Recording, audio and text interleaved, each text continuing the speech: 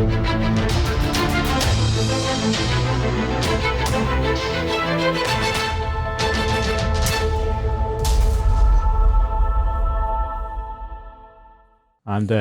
one of the authors of the Biker's Handbook, which is right here.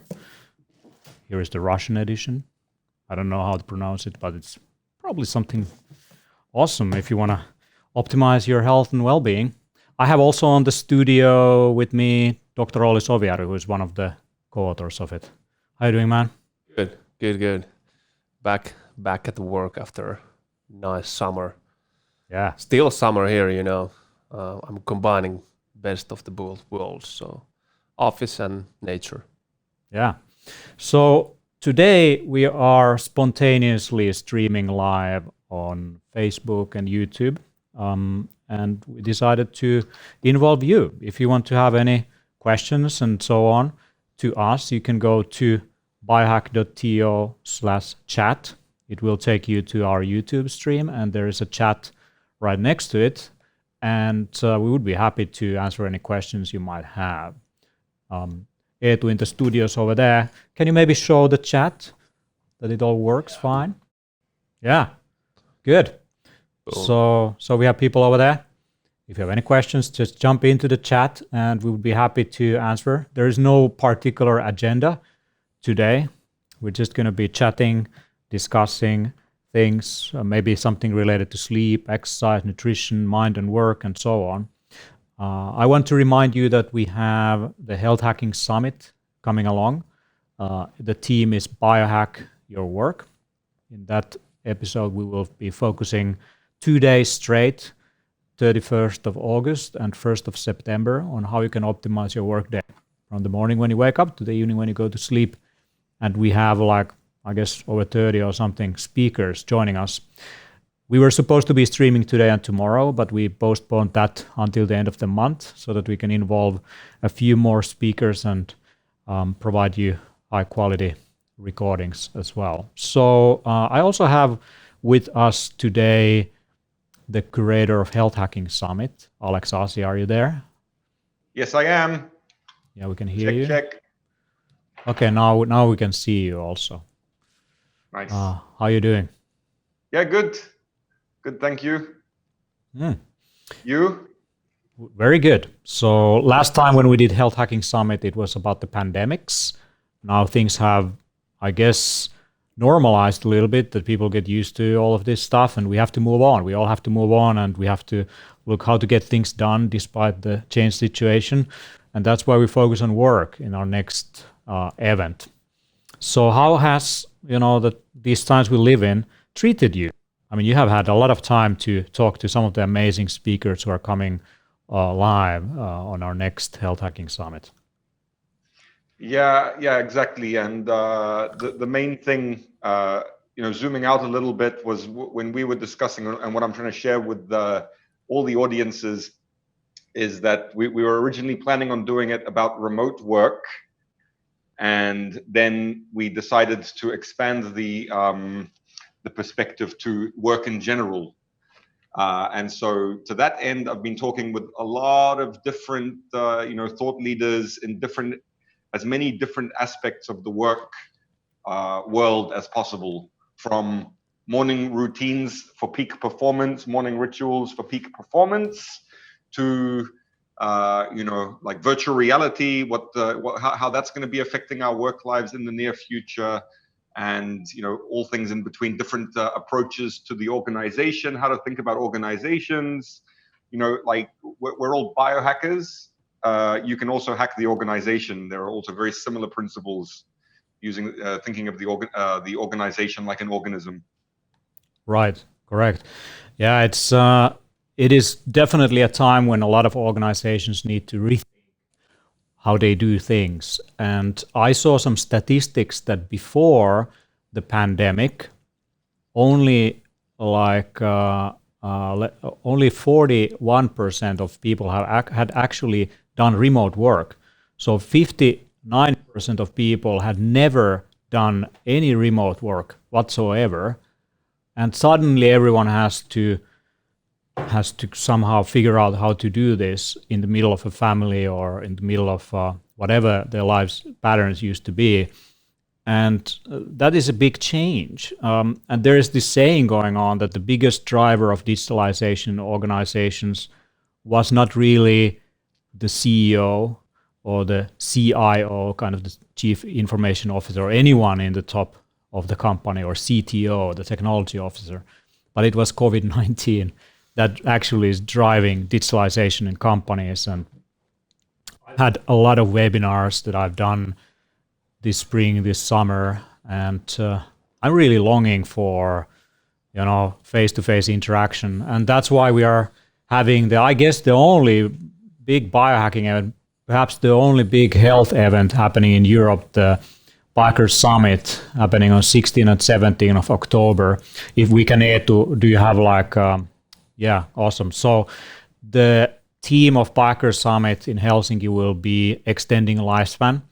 And the whole idea is that how do you move from just long lifespan to great and good health span? So how do you really improve your health and well-being? Because I don't think people really want to live long. They just want to enjoy their life and do what they love to do. And if you're functioning well in terms of an organism, then you have a lot to contribute to the world. And so long life is not panacea in its own, but it's really like what kind of life you're living in. And that's why we have all kinds of experts coming in from all around the world to talk about these things. And Finland has actually survived pretty nicely the coronavirus epidemic. So now suddenly it's not the Mediterranean, which is the popular travel destination in Europe, but it's the northern parts where there is less people, less face masks, less hand sanitizers, less of all these things that you actually need in extremely highly densely populated cities. So in our country, we are not enforcing these rules. These are recommendations in crowded areas. And the number of cases we have is very low. And that's why we are happy to have had many big events open. And if you're from the Baltic countries, if you are right now from Italy, you can travel to Finland just fine. There's some restrictions from some countries, and there is a recommendation to self-quarantine yourself for 14 days. We don't know how it's going to be in October, but Bikers Summit is definitely going to be the largest biking event happening this year. So you should definitely book your tickets, because if for any reason you can't come, you can always downgrade to a live stream ticket. You get a refund for the part that is related to the face-to-face physical event, and you just get the amazing recording package that we are producing anyway. So there is no risk really in there. If you want, you can always move your ticket to next year. We have the Biker Summit happening in Amsterdam, 7th and 8th of May. So if any government intervenes with our plans by giving restrictions of healthy people meeting each other, or if things get out of hand, there is always opportunity to join us for the Biker Summit as well in Helsinki, or any of the events we do in the next few years. I think the world is not going to get back to normal, but things are definitely going to change in a bit. And as humans, we find a way to deal with things. And this evening, I'm also recording an interview with Yarrow Willard, who is coming to Biker Summit to speak. And the topic will be, how do we reclaim our territory? So we have, I guess, lost our link to our territory, and that territory includes all these microorganisms that we interact with every day. So I want to ask you, Dr. Olli Sovier, how do you see this? We've seen this thing with antibiotics, and now we see this with the scare of bacteria or viruses. How are the measures that people are taking to fight COVID-19? Is that going to backfire us, or what's going to happen?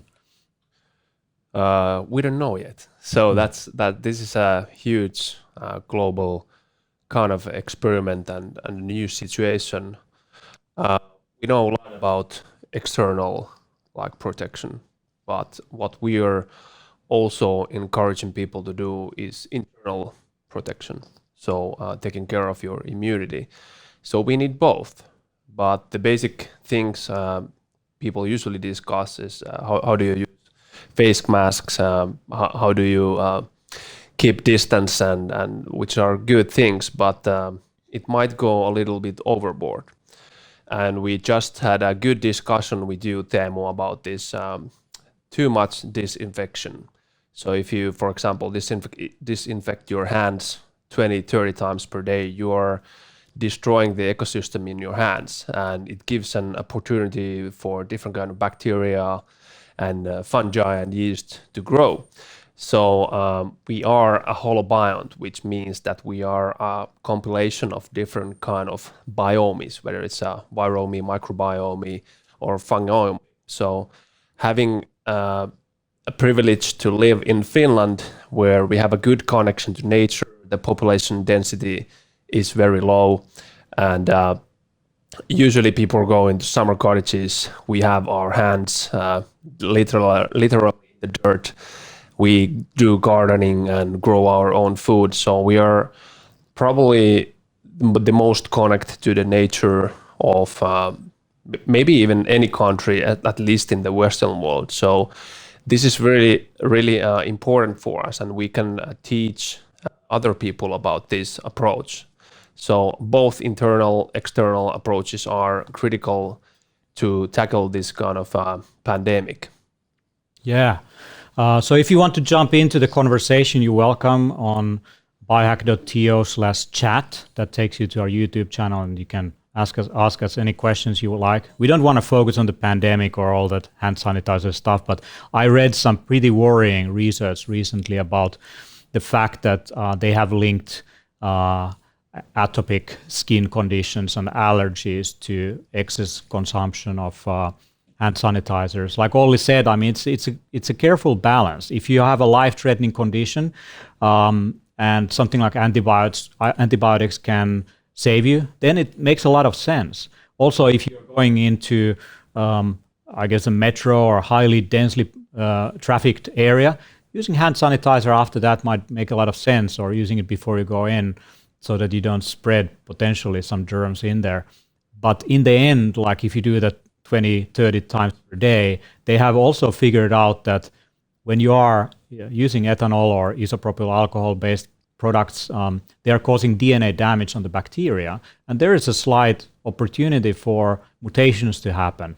If there is cell-to-cell connection, another species, another bacteria might actually jump some genes to the damaged bacterial genes, and maybe genes that are key for resistance to hand sanitizers, for example. So we are literally brewing super bacteria in our hands by overdoing this on a global experiment level. So just like we did with food chain, we overused antibiotics, antifungals, antivirals, whatever, antiparasitic things to grow crops. Now we have all these crazy like super bacteria in our food chain. And we're doing the same thing over and over again.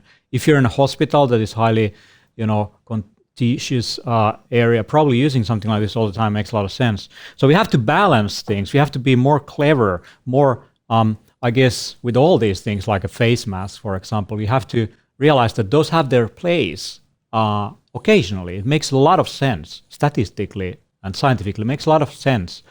But overdoing it, like I saw from US, there was a recommendation to use a face mask on online meetings. Imagine if we recommended everyone, watching this live from home, to use a face mask so that the germs don't spread.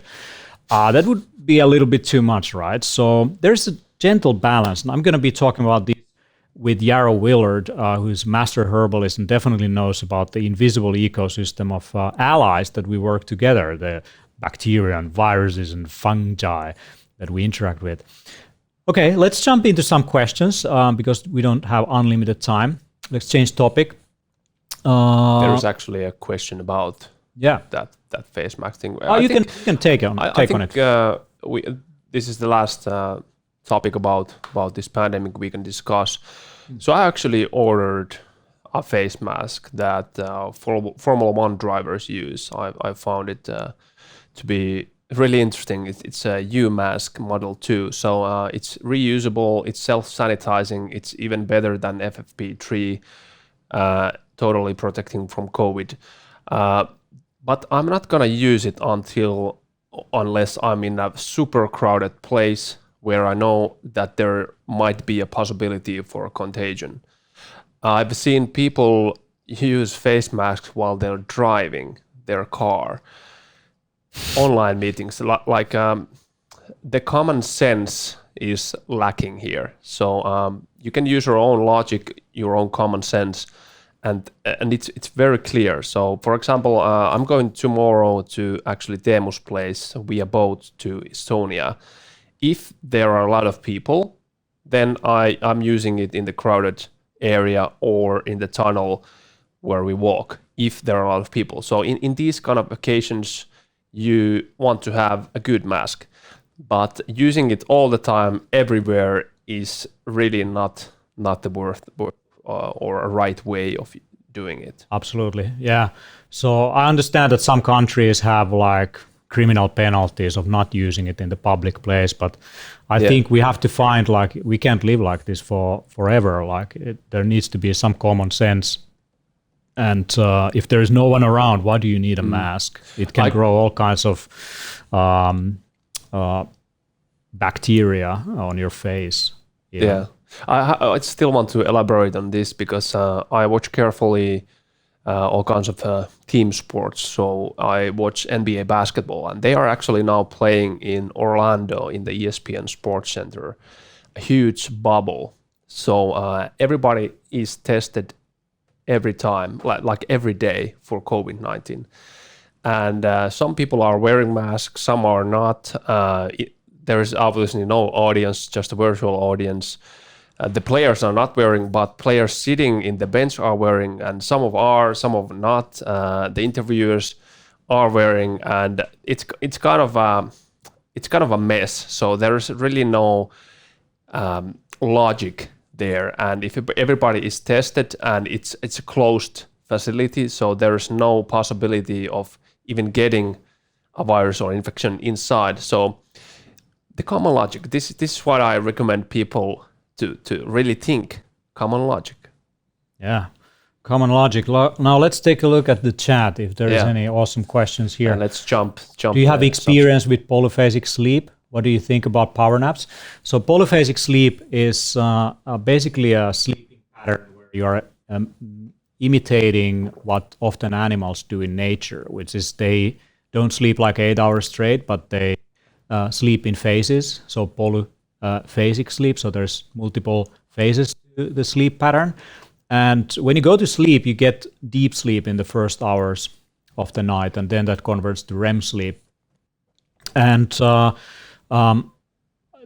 problem with polyphasic sleep is that you have to time it correctly, because when you are awake, there is also like certain, I guess, like increases and reductions in alertness and production of adenosine and so on. So it seems to be able to function properly, you have to really time it really well and sleep the correct amounts, which is either almost falling asleep or going a full sleep cycle, which is 90 minutes, and then being awake for a certain period of time and then going to sleep again. But it's super hard to align with, I guess, other people's schedules and working life and school.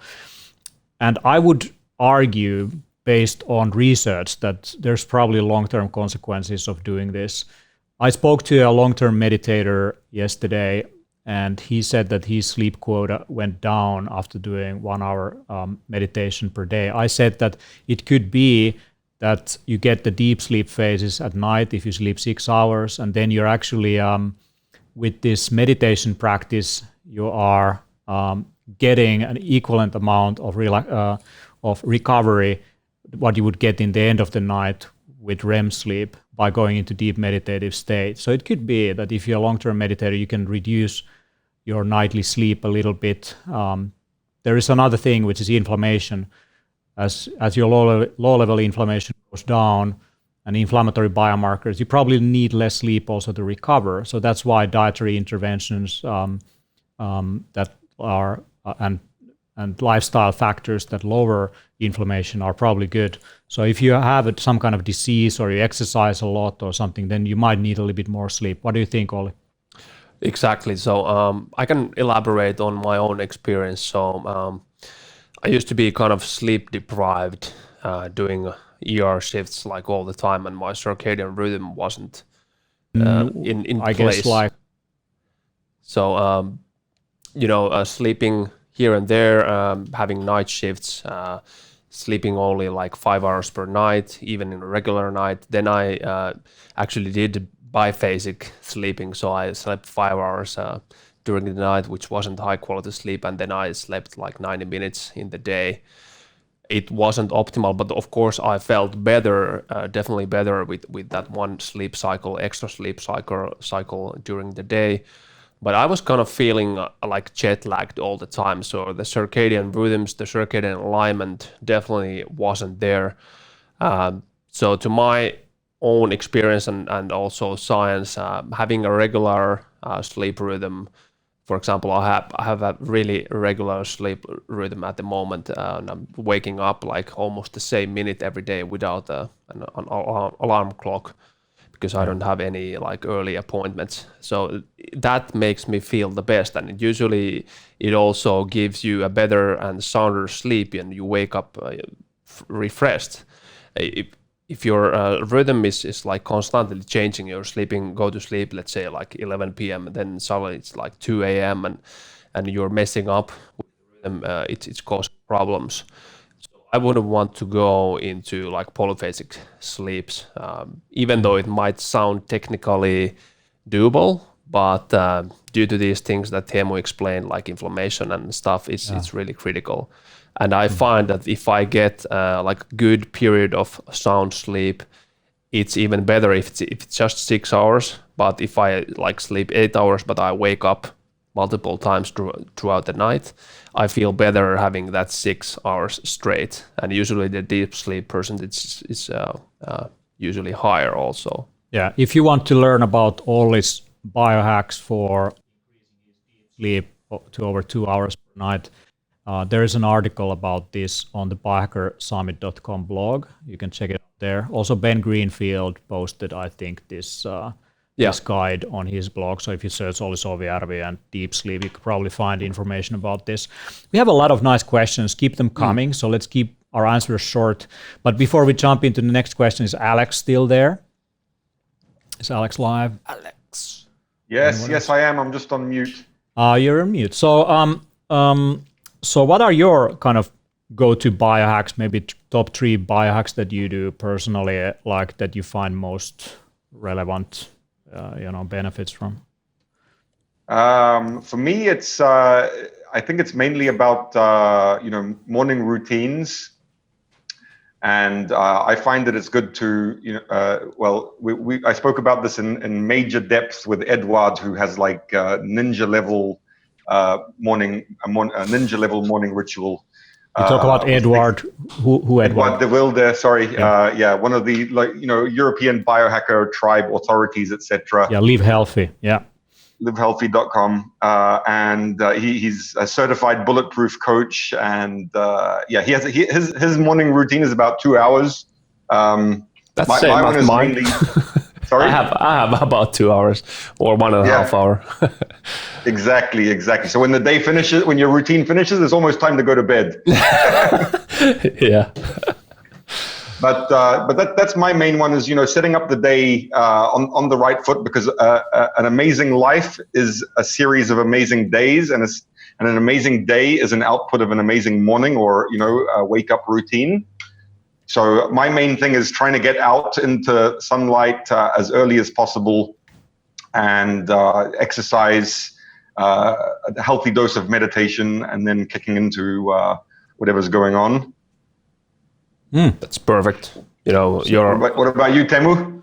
Well, I actually find a lot of useful benefits from red light if I have to be indoors, like there was a period of quarantine. So if I can't get outside, I would use this. And here in the northern part of world, I mean, now it's super nice weather all this summer, but I'm not really looking forward to this long winter nights, and getting the right wavelengths of light is key. So this one is actually our product, the Bikers Spotlight, you can get from bikercenter.com.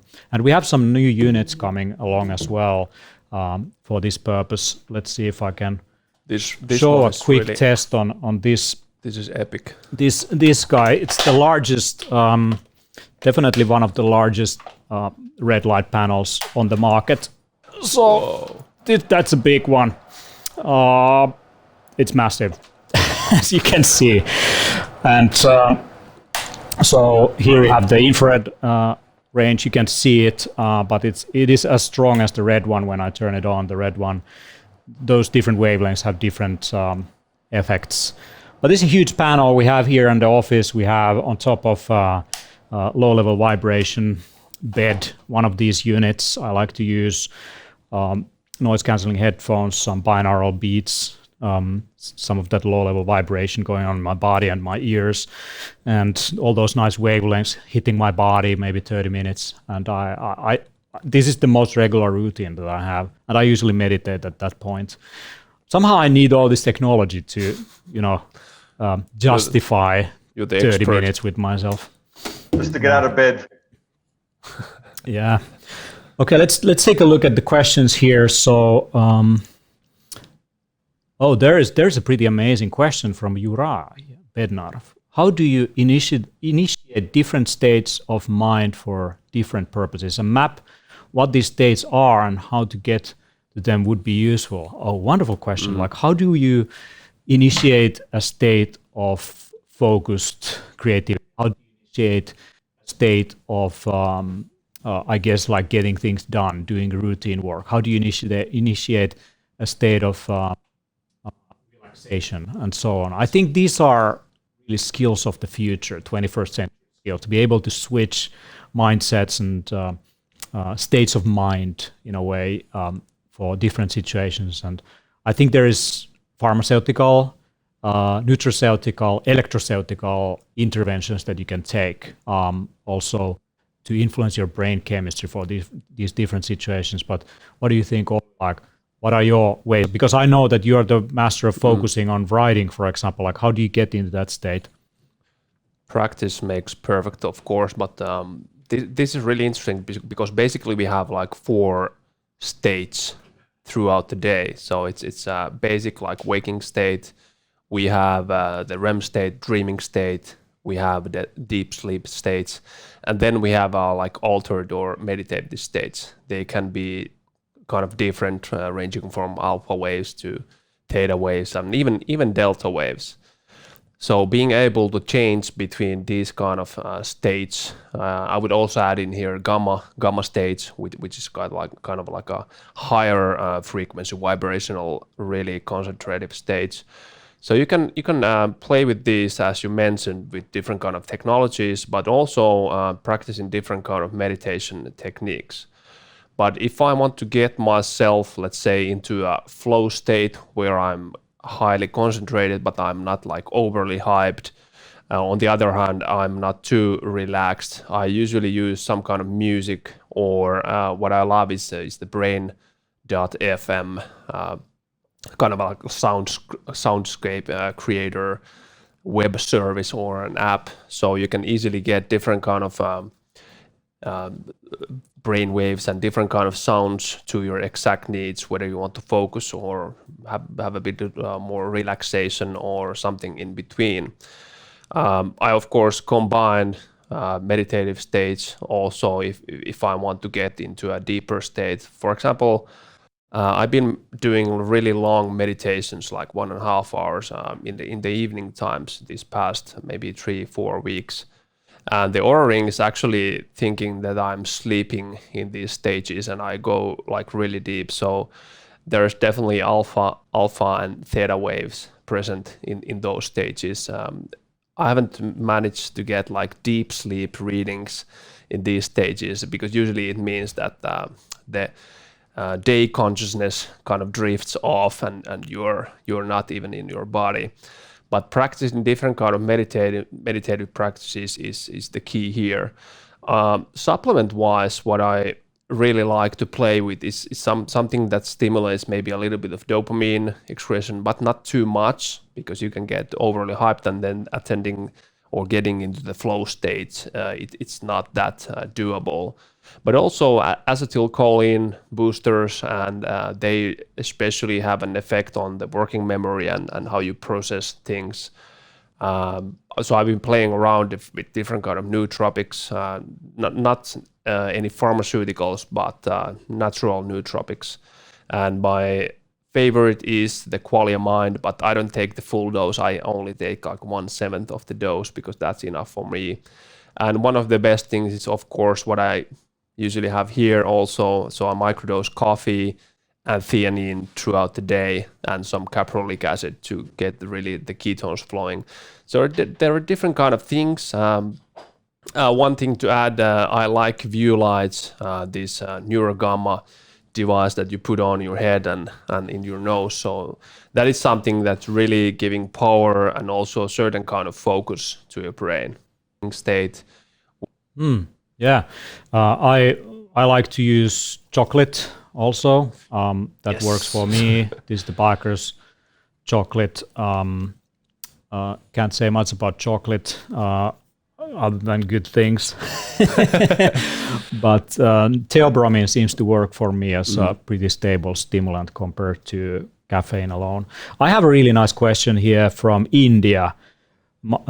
Hello to India. Manu Tirani is asking, could you please recommend any ways to naturally reduce cholesterol and blood sugar? I'm 65-year-old grandmom from India. Until now, I'm not taking any medication. Okay. I have to first say that this is not medical advice. Consult your doctor, obviously. But off the record, berberine is one of the supplements that is naturally used to reduce blood sugar levels. Intermittent fasting, if you're not yet a diabetic, like if you have high blood sugar issues, intermittent fasting, ketogenic diet might be helpful for reducing those things. Exercise obviously is a big one. What else do you want to add? Well, of course, the basic diet. So I know that in India there's a lot of diabetics, and it's due to your food. So you're eating a lot of highly processed carbohydrates, which is creating a lot of like glucose and insulin spikes. So reducing dramatically the amount of carbohydrates and sugars in the diet is usually the first step. And at the same time, increasing micronutrient density, like magnesium, zinc, and so on. So they have a basic effect on the blood sugar regulation. So after making these fundamental changes, you can start playing around with different kind of, let's say, supplements and having intermittent fasting and so on. So what I really love, you mentioned berberine here. It's a really good one. It's actually, the effects are managed via the gut bacteria. So it's probably reducing these kind of bacteria that like to use glucose and have more like insulin spiking effects. And berberine, very good, but I like alpha lipoic acid because it activates the GLUT4 receptors in the cell, especially in the muscle cells. So even if you would eat carbohydrates, it would get more into the muscle instead of just changing it to triglycerides and then store it as fat. So alpha lipoic acid, and especially the R lipoic acid is a good one. Then of course a lot of like different kind of polyphenols, they all have an effect on the blood sugar management via the gut microbiota. So I would add a lot of different colors and different kind of polyphenols. For example, the chocolate, the raw chocolate that we mentioned here, it's a really good one, but there's also dark berries like bilberry, which is actually in the same chocolate. It's a really good one also for blood sugar management.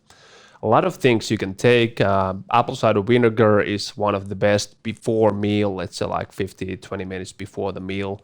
So it's been shown to really dampen the glucose fluctuation and elevations after the food.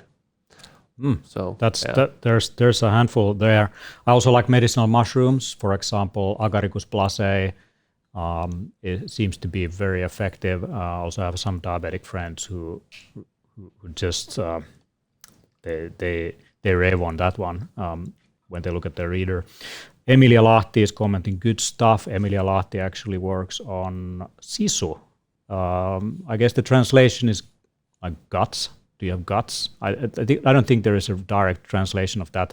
It is a mythic term. Yeah, it's a very mythic term. Finnish term sisu means basically that you're not giving up. You're pushing the boundaries. I think it's the best way to describe sisu is actually to talk about resilience. And our next book is Grit.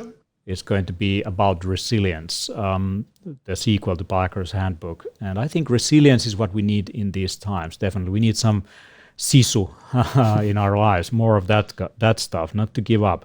Viljan Barella Costa, Biker Sami Teemu, on alcohol use. Don't you think that in balanced concentrations they can be helpful in socializing and balancing emotions, for example, in the case of kombucha? Yeah, absolutely.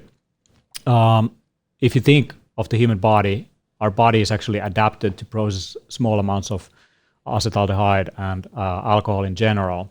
Because if you think of a fruit on the ground, it starts to ferment. Many fermented products like sauerkraut and kimchi are actually include some trace, and kombucha is a fermented product, also include trace amounts of alcohol, trace amounts of acetaldehyde. Yogurts also have trace amounts of acetaldehyde, sometimes pretty high levels also. That can be a little bit problematic. But in the end, our bodies are pretty good at processing alcohol in small quantities. And it can be, I guess, also a kind of hormetic stressor. So it stresses our body a little bit, you get stronger, but in very low amounts. If you go like crazy about it, then you're overloading your glutathione, and that burns out, and then you get things like liver damage and other problems from alcohol use. But my favorite way of using alcohol is in the form of tinctures, and kombucha for sure. Yeah. Okay. Yeah, I could add that. Yeah, go ahead. I love like biodynamic Demeter red wines. So I have these phases. Then I go like and find the best raw, unfiltered biodynamic red wines, and I might use them like every night, just at like 10 centiliters, so not even like a regular dose, but just for the taste, for the polyphenols, for some resveratrol and so on. And it's of course enjoyable, and you get a little bit of this GABA calming, relaxing effect. But then the feeling goes off. I don't want to use that, and then I have a break for maybe like a few months. And you should recycle whatever you're incorporating and using for your system. Of course, tinctures. I love wild reishi, wild chaga, and so on, as Teemu mentioned. So that's a perfect way to really microdose something good with the alcohol. Okay, let's talk about more hormetic stressors. There's a question about EMF. What do you think about EMF from Donit? Do you think that can be harmful? I mean, it's kind of like with all kinds of things in nature that are potentially stressing your body. It could be solar radiation. It could be electromagnetic fields. It could be, rancid oils. It could be lack or increased amount of pathogens in your environment. It could be sleep deprivation. It could be, all kinds of things that are putting your nervous system and your body into a mode where it's fighting something. And many of these things make you stronger. But in the end, you don't want to go crazy about certain things. So I wouldn't sleep with my phone next to my ear if possible. But I'm not really that worried about, having a phone here on the table, for example. So it's, in the end, it's about balance. It's the same with face masks. It's the same with hand sanitizers. Like, I don't see it as kryptonite in low amounts, but increased amounts, yes. And I see a lot of people who are talking about and raving about things like EMF and say that it's the only thing you really need to focus on, protect. I think they're going a little bit crazy and overboard right there. And in most cases, these kind of people also neglect things like great diet. They might go straight away to McDonald's after saying that they're protecting themselves from EMF. So you want to be like consistent all the way if you're dealing with these kind of things. That's just my take. What do you think, Olli? Exactly. So it's all about homeostasis. Of course, if you're like bombarded with a lot of EMF and you don't get the nature connection, you don't get the grounding.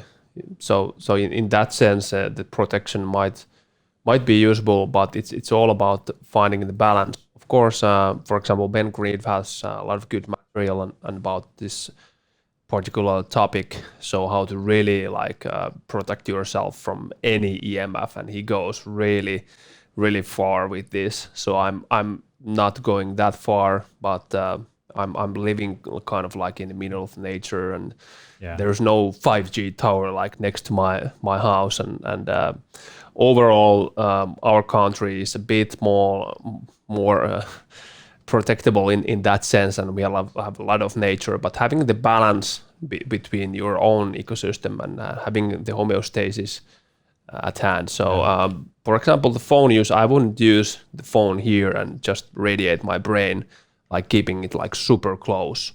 So I like to talk like this, or have like a hand-free in the car and so on. So you can be wise on these matters, and I wouldn't use phone in my like front pocket, like very close to my testicles, because it's been shown it's actually harmful, and these kind of things that have been widely researched and proven that okay, these are not the best things to do. So definitely you should follow these things. Absolutely. So I think it's about cumulative effect. So if you have a lot of stressors in your environment, EMF protection will help you definitely. But if you live in the middle of the nature, you get negative ions, you have a pretty relaxing anti-stress environment. You work with bacteria in your environment and fungi and all that. Like, I think EMF is not going to kill you. I'm a fun guy.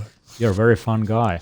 So there's a question from Thomas Godber about coffee. Why so many bikers use coffee? Isn't it good to try to gain optimum state instead through sleep, meditation, sauna, diet, instead of relying on caffeine? I think this is the same. We're kind of on the same line here, same thought here, that doing anything like or going overboard with anything is not very helpful. Like, you can really overdo caffeine, so it starts to backfire on you in terms of tolerance, in terms of alertness, in terms of your adenosine receptors, in terms of heart health. Low amounts of caffeine can be very beneficial for heart health. Huge amounts can be adverse. So some is good also for diabetes or blood sugar control, like tea. But then I would also maybe cycle different forms of caffeine, like sometimes drink tea instead of coffee, sometimes maybe have some matcha, maybe sometimes have some mate, maybe some guarana occasionally, like instead of just using one substance and overdoing it. So I think the whole fat-based coffee thing has gone overboard. I mean, I'm victim to it also occasionally, but I try to cycle it out occasionally to keep my system balanced. And I definitely agree with Thomas that sleep, meditation, sauna, diet, those are the cornerstones, not like drinking some kind of upper or some kind of stimulant all the time. Yeah, exactly. How I see this is that it's not either or, it's always both. So having the foundation very clear, and then you can play with coffee and see what actually works for you. So I'm quite, for example, myself, quite sensitive to caffeine. So I can only drink like 2 doses per day, and it's in a very wide spectrum, like in 8-hour period.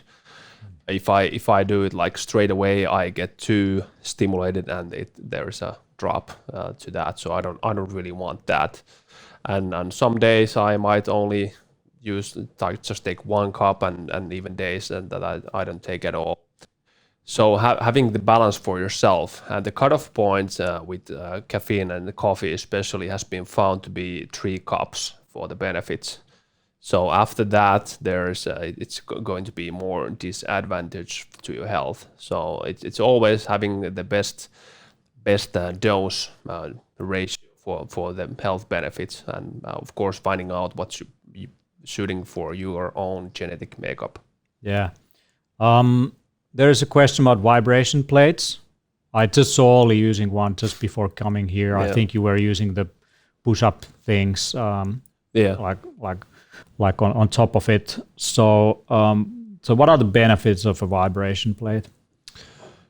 I like it. I like to use it during my micro breaks throughout my day. Like every 30 minutes, I'm there about 45 seconds to 60 seconds.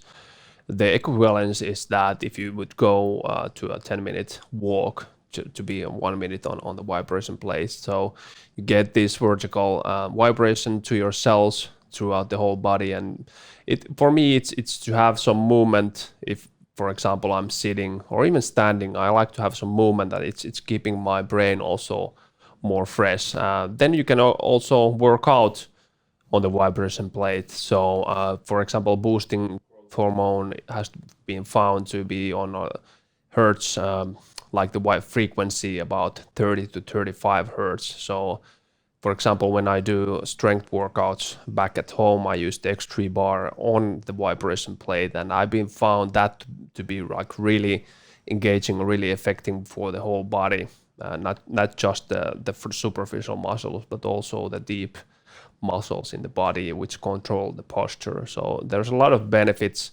of course, metabolic benefits. So if you think that you're sitting 60 minutes straight, it's really diminishing your metabolic rate. But if you every now and then go into vibration plate, it's really like cutting off that. Yeah. I want to remind you, if you want to ask any questions, go to biohack.to/chat. Takes you on our YouTube channel, Biohacker Summit. Please subscribe if you're right there. And there's going to be a lot of interesting content coming up. We have the Biohacker Summit in Helsinki, Finland on 16 and 17 October. We also sell online participation. If you feel you can't come over, you can, this is probably the best investment in your health by joining in remotely. It's a huge production that we're working on right now. And extending lifespans in these times is definitely a kind of a key thing. And I think one of the kind of things that I definitely personally do to extend my lifespan in a way is to manage my stress levels in different ways, to manage also my heart rate in certain ways. Like if you're using stimulants all the time, you're probably speeding up your heart rate, and your heart is a mechanical thing in the end that wears out over time. It's a huge problem, like stiffening of the intracellular matrix.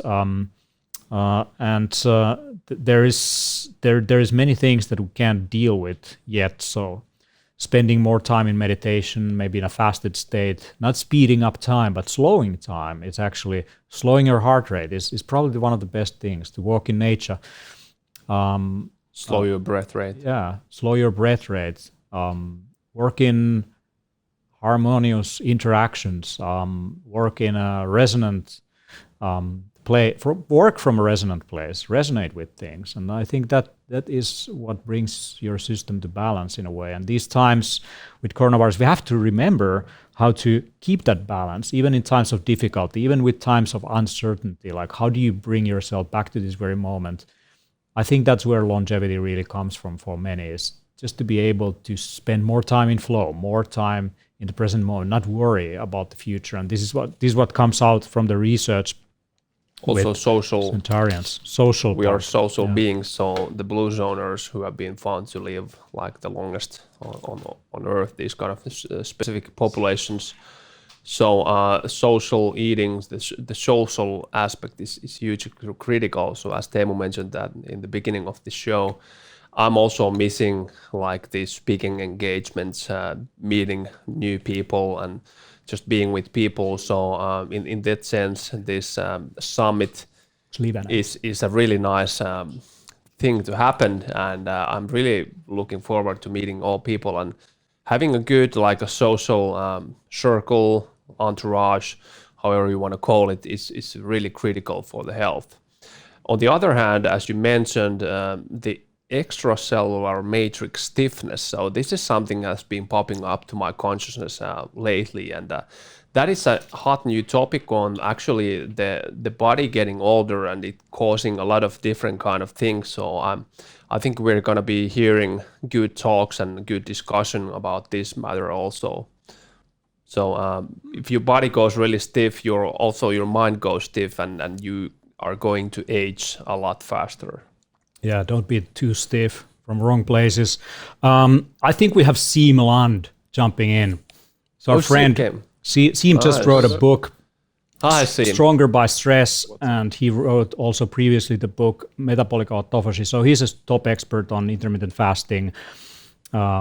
cyclical ketogenic diets, and stress management. So, how are you doing, Siim? I'm doing really good. It's a quiet summer afternoon, and yeah, I'm just enjoying the kind of lockdown as long as it lasts. Okay. How's your new book? So we still haven't received that, but it looks massive, and you sent it to me, and I have to say I didn't read all that, about 600 pages, but I skimmed it through, and it's really fundamental. Yeah, well, thanks. Yeah, well, it is pretty comprehensive in a way. It kind of covers everything related to this idea behind hormesis and stress adaptations of how do these different small amounts of stressors and activities can actually have a positive benefit on the body. And yeah, it's a very like a holistic approach of how do you balance this this hardcore stressor which we get exposed to like in a sauna or like in a ice bath with like a recovery which has to do with like sleep and that sort of thing. So yeah, it's more of like a balance of how do you find how do you leverage the beneficial sides of stress without necessarily becoming overburdened by it. And you're also coming to the Biohacker Summit. And, Absolutely. Your new book and the older book, The Metabolic Autophagy, is also going to be there to be seen. So a lot of great stuff. We are having these massive books coming out. The Biohacker's Handbook, of course, but Ben Greenfield's The Boundless book, which is like 650 pages, and now your Stronger by Stress book. So really, really great information out there. Yeah. Together with Siim, we also wrote the Biohacker's Flu Guide in springtime. If you haven't checked that out yet, go to biohackercenter.com, check out the Biohacker's Flu Guide. We also have an online course for more natural ways of dealing with these things. But I mean, your island was the one that was first locked down in Estonia. Like Estonia, super remote place. You would think that's the best place to be. But your island was had the big epidemic because of some Italian football players or something that came in there, and you were locked down. Volleyball. Was it for months? And I think you just done better. Your muscles seem to be growing more, and you're really biohacking yourself out of this. So what are the main things you have focused on now that you have been locked down in the middle of nowhere, in the middle of an ocean, basically? Yeah. Well, it's quite funny to think about that. Like I was, when I was first hearing about the stories from China of this beginning of the pandemic, then I was thinking like that my island would be the last place on earth where this virus could come. And funny enough, boom, and it popped out from there, which kind of goes to show that you can't really, control these negative events, and you can't control the outside world. You can only, be prepared to them in advance. And fortunately, I wasn't really negatively affected by this at all. Like my daily routines didn't change much at all, aside from maybe like I didn't go into like public places that often, but generally I was still doing the same things that I'm always doing. Like I'm doing, daily walks in nature, getting some sunlight. I do sauna quite regularly, almost every day. I do cold exposure, take like a cold shower, ice bath. I do intermittent fasting every day.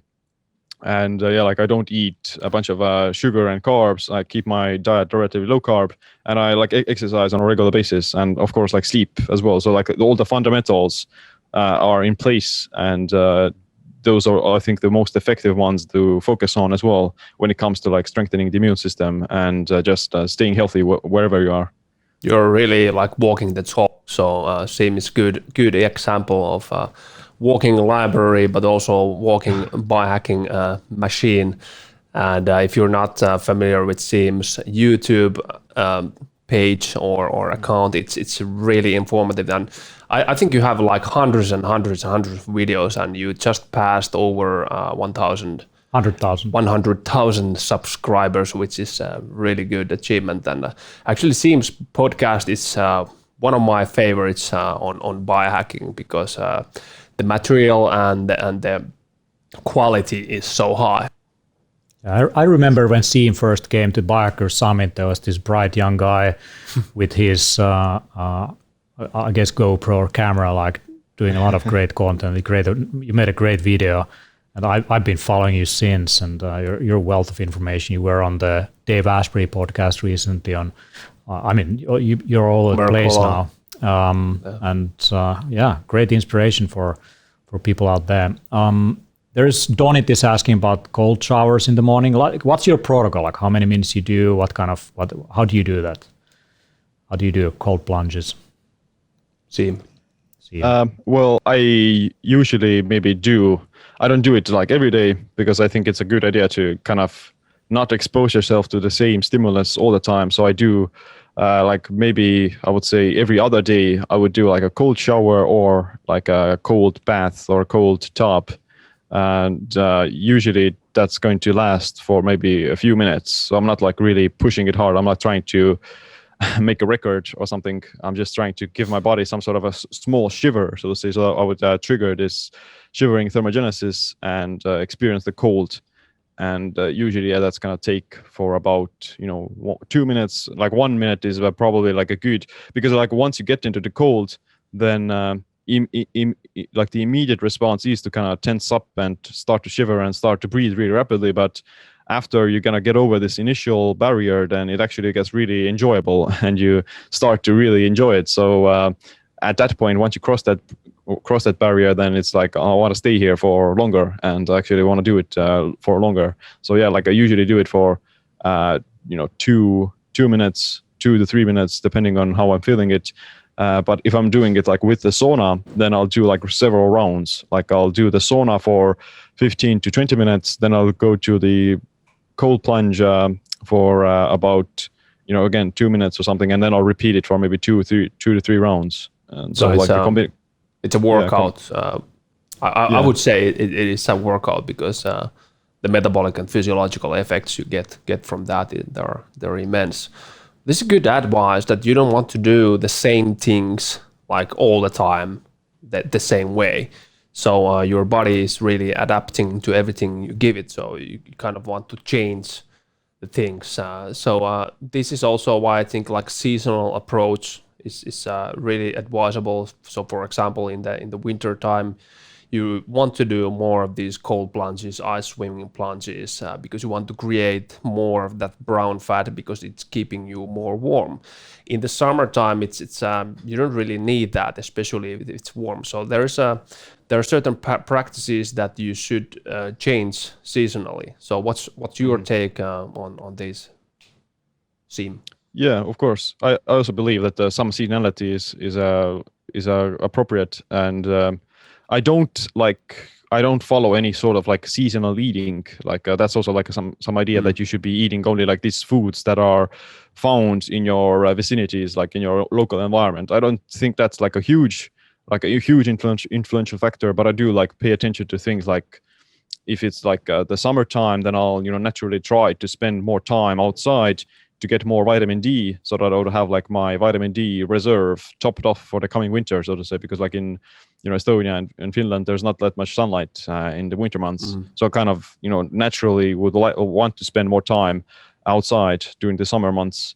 And on the contrary, like doing cold exposure is more easy during the winter months, because we have like a bunch of snow, we have like cold water, ice, and the temperatures are really low. So it's like you can just go outside and you can get your own like cryo chamber. You don't have to go into some fancy facility. You can just sit in the snow for a few minutes and you already get effects. So yeah, like, there is like natural like synchronicity already, this cycling already happening because of the environment. But the biggest thing that I notice is probably like sleep. Like during the summer months, I do notice that I sleep less because of like there's more daylight, so to say. Whereas in the winter months, there's more dark, and I'll just naturally sleep longer because of that as well. But yeah, that's the biggest seasonality that I notice. Is Alex still there? Maybe. Are you there? Is he gone? Talk to me. Yes, I am. He's there. So you're in Dubai. How's your cold plunges going on? Yeah, they're not really in the routine, actually. I've done a couple of cryo sessions. My friend has a cryotherapy company, but it's not a daily habit. It's funny that here in Finland, I long for sunlight, and you guys have plenty of sunlight. You're longing for winter and darkness, maybe some ice plunges. Let's switch that Yeah. in the winter Grass time. is always greener. Yeah. I hope the travel opens up soon enough so that we can start doing this. But this summer, I mean, it's pretty bright. I've used the Bikers blue light blocking glasses, so we just stocked up on some of these glasses, and it basically blocks blue wavelength of light, and fresh out of a box. So This is These- really advisable, especially on the summer times, and Yeah. especially in Finland, because the sun is actually not setting in the midsummer in Lapland, for example. So I totally lost hard my to sleep. circadian rhythm. Yeah. My circadian rhythm was totally mess this summer. I was going to You're a sleep mess. around 4 or 5 a.m. I guess It is easy to. I'm back now, and I feel Yeah. much better. Like I have better schedule now, sleep schedule. But this helps to like darken your eyes, so you get the melatonin production more easily going. So this is I think this is kind of a unique problem to latitude that we are living, especially in the summertime, because it's so bright. It's midnight and still like I would say sunny, but it's very bright. So going into sleep, following your own like circadian biology, circadian rhythms might be a little bit more challenging. But as Siim said, then again, we don't need as much sleep. So Olga Vieru is commenting that the flu guide is brilliant. Thanks for sharing. Heart. thank you. Thank you. We have the Russian edition, we have the Estonian edition, the Finnish one, and the English one, so you can pick your language right there. Donit is asking several questions here. He's pretty active. He's asking about vascular occlusion training, basically blood flow restriction. I know that Olli does that with vibration plate and X3 bar, some resistance bands. He likes blood flow restriction. I Yeah. know that Siim is also doing it. That's one question. The other one is, how do you keep up with sufficient amount of muscle regeneration from resistance training despite doing intermittent fasting and not eating protein throughout the day? Siim, go. What do you see him saying?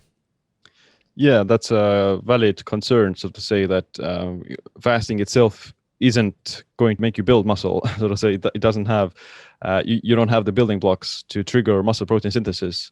And but at the same time, like you can still do some form of intermittent fasting and still end up building muscle. So what's the determining factor is the balance between your daily muscle protein synthesis and muscle protein breakdown. So if you're building up more muscle than you break down, then your body is going to end up building muscle, and vice versa. If you're breaking down more than you're building, then you're going to lose muscle. So one of the biggest problems that people just come across with fasting is that they're under eating protein. So say they're not eating enough protein to increase the positive balance of their daily protein synthesis. So that's one of the first things that you should just pay attention to. Like if you're doing fasting, then you shouldn't want to eat like a low protein diet, because your body would actually benefit from the increased protein intake to compensate for the fasting period where your body is catabolic, so to say. And of course, if you're finding trouble with like let's say like how much protein you should eat, well, the like overall RDA for protein is pretty low. It's like 0.4 grams per pound of body weight, which is just for your bare survival. It doesn't really help you to build additional muscle.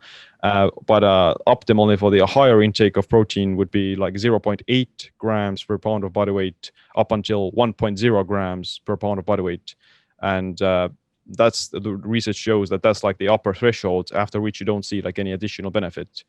So I would aim for like around that zone, like 0.8 to 1.0 gram per pound of body weight for daily protein intake. And you can dissect it into like multiple meals. Most people who do intermittent fasting, they eat like 2 meals. So you can just, divide your daily protein intake into those 2 meals, and you will then stimulate the growth, or you will stimulate muscle protein synthesis within those meals. So you need approximately like 30 to 40 grams of protein per meal to stimulate or to maximize the effects of muscle protein synthesis. So that's the minimal effect, the minimal amount of protein I would aim for per meal. And just eating more frequently would stimulate that protein synthesis more frequently as well. But it doesn't necessarily mean that you can't build muscle. You're just doing it at a slower rate. So what's your favorite sources of protein for carnivore, and what is your favorite source for vegan?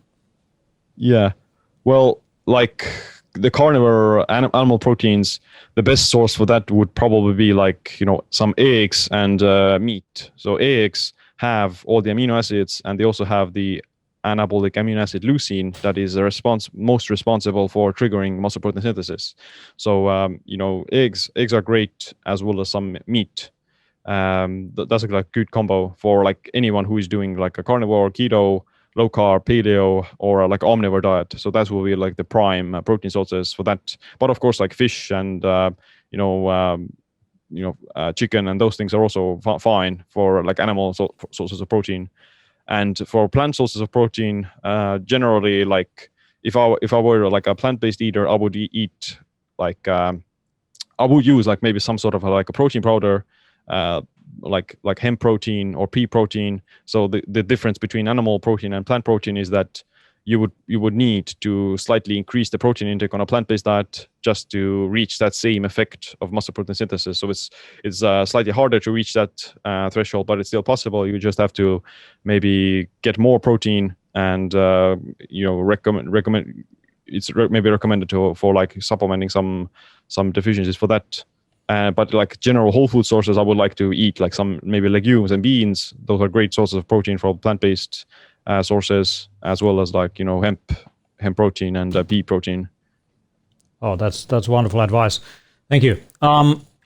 So, is there more questions here on the chat? The one was with the blood flow restriction. Oh yeah, sorry, we didn't answer that one. Jump into it. About the previous question, so I would add in like essential amino acids because they're highly digestible and they're just amino acids and you can use them. But of course, if you're a strict vegan, you might wonder where does it come from. But there are also plant-based essential amino acid products. And there was a researcher on Ben Griffin podcast who talked about vegans and even vegetarians and their lack of the essential amino acids. So he proposed, based on his experience and research, that almost 100% of vegans at least are some form of deficient on essential amino acids. So this is also meaning that they are not broken down in the gut so efficiently. So we can talk also about the biological value of different proteins. So as Siim mentioned, their eggs and meat are of the highest value for biological value for protein. Of course, whey protein is also very high, but it doesn't suit for everybody based on gut-related problems. But for example, for me, adding in the essential amino acids to my diet as a supplement, like 20 to 40 grams per day, when exercising, I've found to be really effective on especially muscle protein synthesis. Wonderful. We still have opportunity for a few questions. We have to end in maybe 10 minutes. So you can go to biohacker.to/chat if you have any questions, and you can jump on our YouTube channel. And the blood flow restriction. So Siim has been doing it a little bit longer time than I have. So I actually kind of got inspired from you also, but also from Ben. And now I've been using it about maybe 3 months with the X3 bar, and it is a totally new game. It's the signal, the anabolic signal, and the stimulus you get from that. It's just insane. But I think you have even better like scientific knowledge and information about why would anyone use blood flow restriction while doing strength training. Yeah, well, blood flow restriction training is like a really, I believe, sort of like a really game-changing technology, so to say, that can be very effective for treating like injuries, as well as using or like working out in a very limited setting. So to say, if you don't have access to heavy weights or you don't have access to a gym, then you can really easily mimic a heavier workout with these blood flow restriction bands. And essentially what you're doing is kind of restricting some of the blood flow to the extremities, and then your body kind of but your body thinks it's actually lifting heavier weights than it actually is because of the restriction in blood flow, and it responds by just triggering certain growth factors like VEGF, which is like a growth factor for the blood vessels, and it's really good for blood flow and improving cardiovascular functioning, and just improving recovery and increasing oxygenation of the tissues. So yeah, you get like a really cool effect in terms of promoting more like cell swelling and directing blood flow into these regions that you're working out with. And some research actually sees that you can use those blood flow restriction bands to get the same like anabolic signal as you would with lifting like 70 to 80% of your 1 repetition maximum, but you can achieve that same effect by doing like a 20 to 30% of your 1 repetition maximum if you're using the blood flow restriction bands. So yeah, like you're basically tricking your body into thinking that it's lifting heavier weights, and it's not like that stressful on the joints and bones either. You're not putting that much heavy load on the tendons. You can just get the same response with less effort, or it's still like a good workout. It's still hard. Like you still get a good sweat on.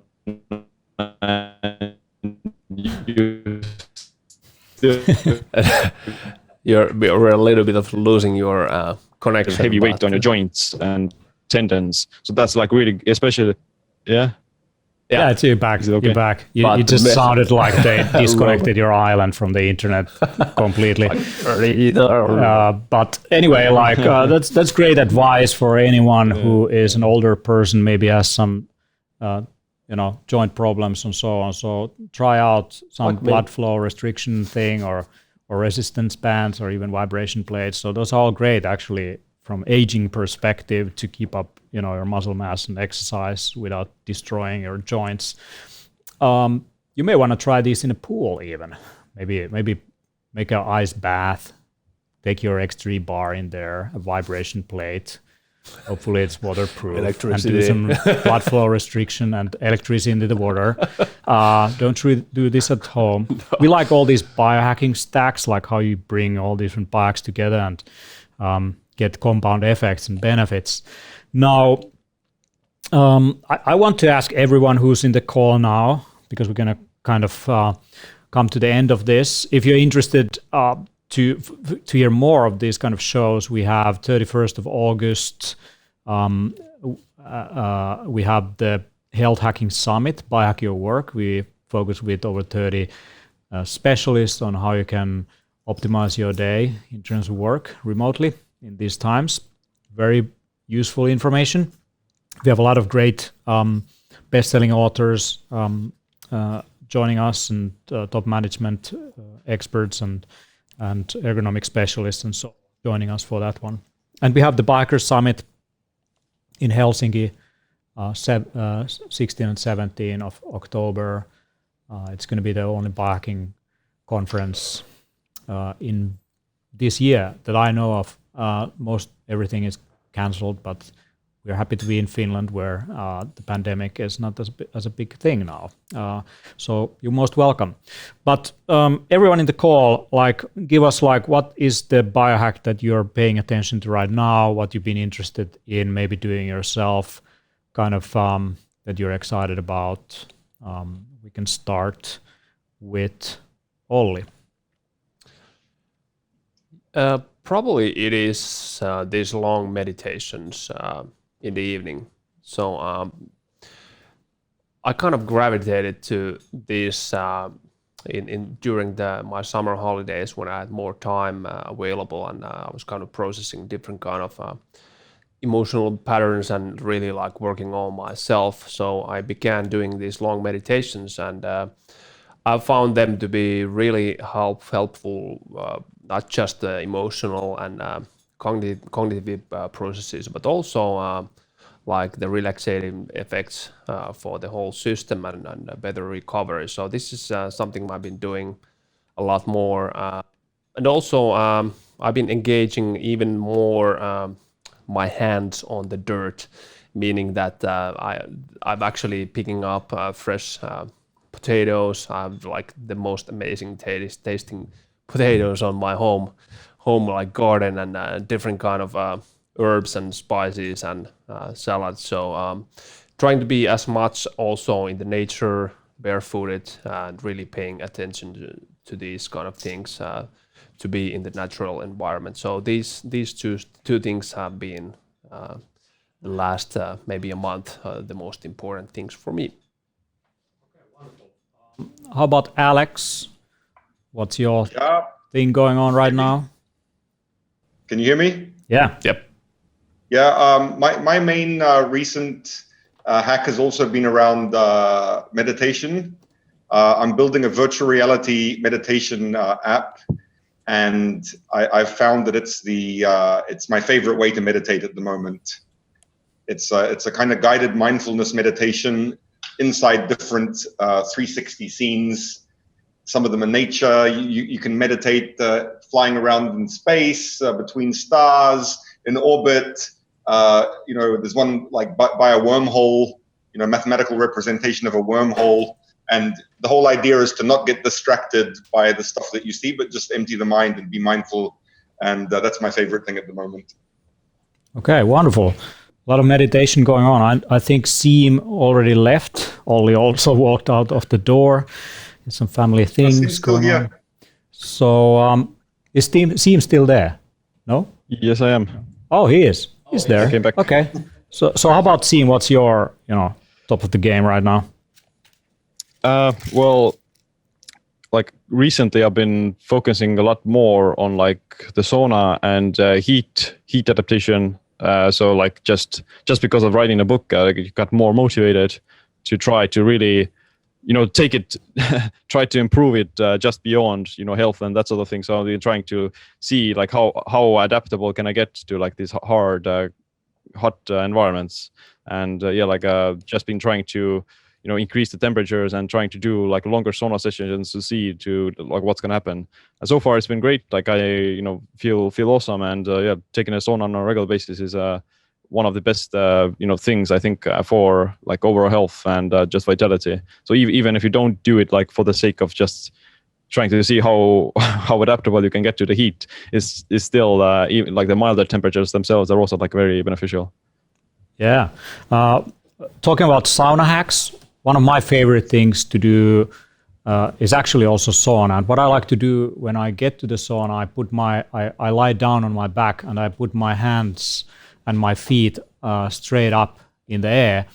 And I try to heat my peripheries first, like my hands and feet, because that really pushes your core more in terms of heat alteration. And what I like to do in that state is actually a kind of a stretch where I stretch my hands outside and my thumbs towards my face while I try to push up.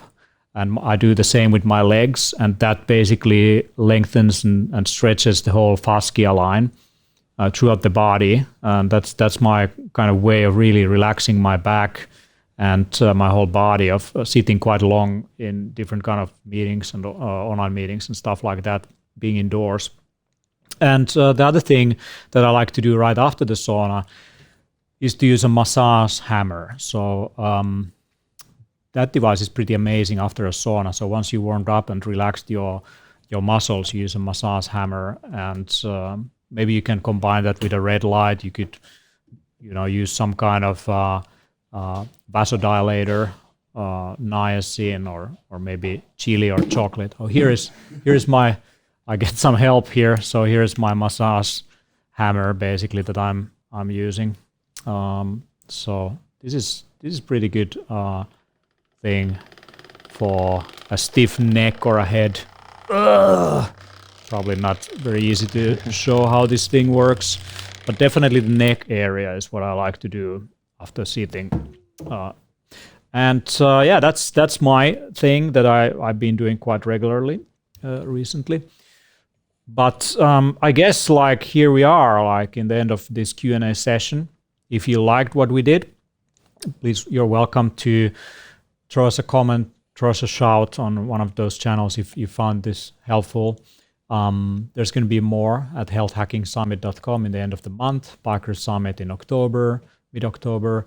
And yeah, our studio is actually pretty nicely set up. I have Eetu behind the decks controlling the whole session. This testing went really well. We had remote guests. We had Olli here in the studio in front of green screen, me here.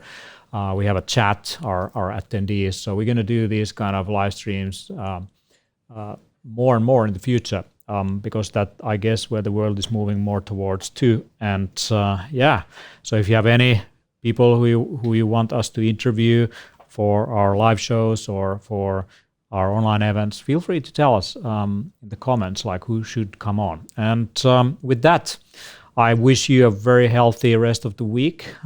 Stay safe. Remember to take care of the people around you and also the invisible non-human things like bacteria and fungi and viruses in the environment. They'll need your love too. And with that, thank you very much for all of this. I'm going to do an interview later today with Yarrow Willard, the master herbalist from Canada. I really miss that guy. He's been several times speaking at the Biochar Summit. He's coming also to Finland this October. So with that, thank you very much, everyone, for joining in. It was a lot of fun. It's always cool. And stay safe, stay healthy, be well. Bye-bye. Bye. Bye.